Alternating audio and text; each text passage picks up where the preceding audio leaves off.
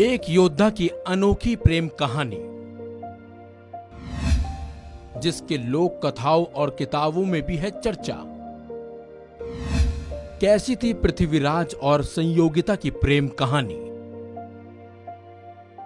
चौहान वंश के आखिरी शासक राजा पृथ्वीराज चौहान का नाम भारत के महावीरों में शुमार है। इस राजा की वीर गाथाएं आज भी राजस्थान के गलियारों में गूंजती है और यही वजह है कि आज भी पृथ्वीराज चौहान हमारे देश के इतिहास का चर्चित नाम भी है।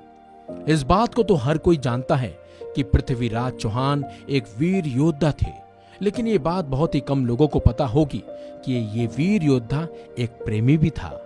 बल्कि इस योद्धा की प्रेम कहानी के चर्चे राजस्थान की लोक कथाओं और किताबों में भी देखने को मिल जाते हैं। आज हम अपनी इस वीडियो में आपको बताएंगे वीर योद्धा पृथ्वीराज चौहान और रानी संयोगिता की प्रेम कहानी के बारे में, जो किसी फिल्म से कम नहीं थी। कौन थी रानी संयोगिता? पृथ्वीराज चौहान के बारे में तो हर कोई जानता है, लेकिन संयोगिता के बारे में बहुत ही कम लोग जानते हैं। आपको बता दें, संयोगिता कन्नौज के राजा जयचंद की बेटी थी, जिनकी खूबसूरती के चर्चे दूर दूर तक हुआ करते थे और उन्हें बचपन में कांतिमती और संयुक्ता जैसे नामों से भी बुलाया जाता था। ऐसे शुरू हुई थी ये प्रेम कहानी। बताया जाता है एक बार राजा जयचंद के दरबार में नामी चित्रकार आया था और वो चित्रकार अपने साथ कई राजाओं और रानियों की तस्वीरें लेकर आया था। उन्हीं चित्रों में एक चित्र पृथ्वीराज चौहान का भी था।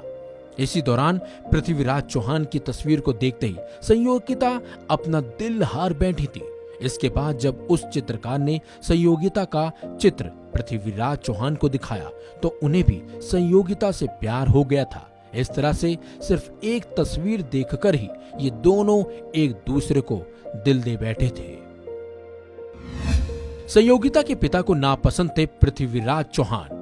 कहते हैं ना, हर एक प्रेम कहानी में विलन तो जरूर होता है, तो इस प्रेम कहानी में विलन कोई और नहीं बल्कि संयोगिता के पिता राजा जयचंद थे। जहां संयोगिता पृथ्वीराज चौहान पर अपना दिल हार बैठी थी, तो वहीं राजा जयचंद उनसे नफरत करते थे।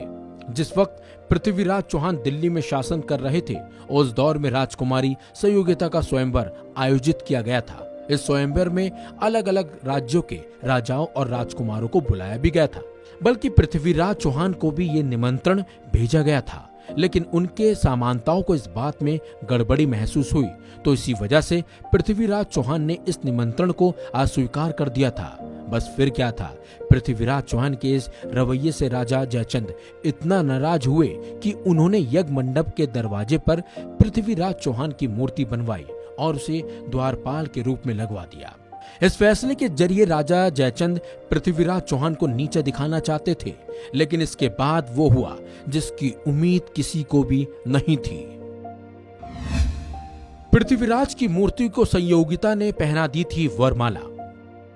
एक तरफ जहां राजमहल में स्वयंवर का आयोजन किया गया था, तो दूसरी तरफ संयोगिता अपने पिता की मूर्ति लगाने के फैसले से बेहद नाराज थी। और जैसे ही स्वयंवर शुरू हुआ तो संयोगिता से किसी एक राजा को चुनने के लिए कहा गया, तो संयोगिता ने स्वयंवर करने से मना ही कर दिया। और जब संयोगिता को पता चला कि पृथ्वीराज चौहान नहीं आए हैं, तो उन्होंने दरवाजे पर लगी पृथ्वीराज चौहान की मूर्ति को ही वरमाला पहनाने का फैसला ले लिया। दोनों की प्रेम कहानी बन गई फिल्मी। बताया ये भी जाता है कि जैसे संयोगिता मूर्ति को वरमाला पहनाने के लिए आगे बढ़ी, तो उसी दौरान पृथ्वीराज चौहान भी वहां पहुंच गए, जिसे देखकर संयोगिता बेहद खुश हुई और उन्होंने पृथ्वीराज चौहान के गले में वरमाला डाल दी। इसी के साथ दोनों का स्वयंवर पूरा हो गया और पृथ्वीराज चौहान स्वयंवर से सीधे दिल्ली चले गए। दुश्मन बन गए थे राजा जयचंद और पृथ्वीराज चौहान। माना जाता है कन्नौज के राजा जयचंद हमेशा से ही पृथ्वीराज चौहान से दुश्मनी रखते थे और पृथ्वीराज चौहान से बदला लेने के लिए राजा ने अफगान के मुस्लिम शासक मोहम्मद गौरी को पृथ्वीराज चौहान पर आक्रमण करने के लिए आमंत्रित भी किया था।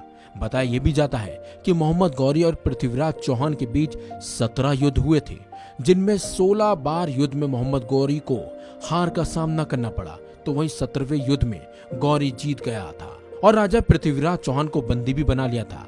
लेकिन अपनी सूझबूझ की वजह से ही पृथ्वीराज चौहान गौरी की हत्या करने में कामयाब हो गए थे। तो ये थी पृथ्वीराज चौहान और संयोगिता की अमर प्रेम कहानी। उम्मीद है आपको पता चल ही गया होगा कि पृथ्वीराज चौहान एक बड़े योद्धा के साथ साथ प्रेमी भी थे। ऐसे ही रोमांचक और ऐतिहासिक खबरों को देखने के लिए देखते रहिए वन इंडिया प्लस।